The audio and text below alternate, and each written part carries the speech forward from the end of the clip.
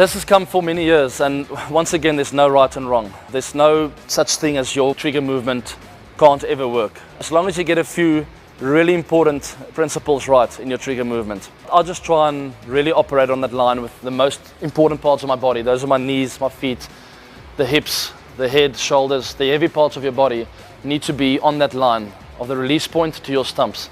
Never leave that line. The minute you go there or here, you're in trouble. You need to operate on that line the whole way. So you'll see my feet are always more or less shoulder width apart because that's where I'm the strongest, and I try to be still.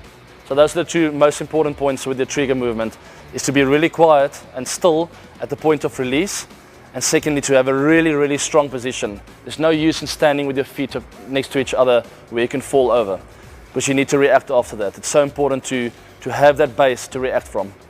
Alright, so the back and across, I've spoken about lines, and before I go out to bat, I'll try and practice a little bit shadow batting in the change room. I sort of picture a bowler bowling to me, I draw that line, and I'll just do a few back and acrosses in that line.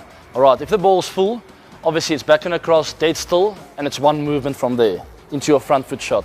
If the ball's short, you'll go back and across, there'll be a short trigger after that, and then rocking back onto your back foot. So that's a little bit complicated, but it happens naturally, you don't have to think about it. Alright, so it's back and across. If it's short, just a little step and back. If it's not short, it's one movement. Alright, so that's all I think of, and that's why the trigger movement is there, is to get a bit of rhythm, to make sure you're still when the bowler's releasing the ball.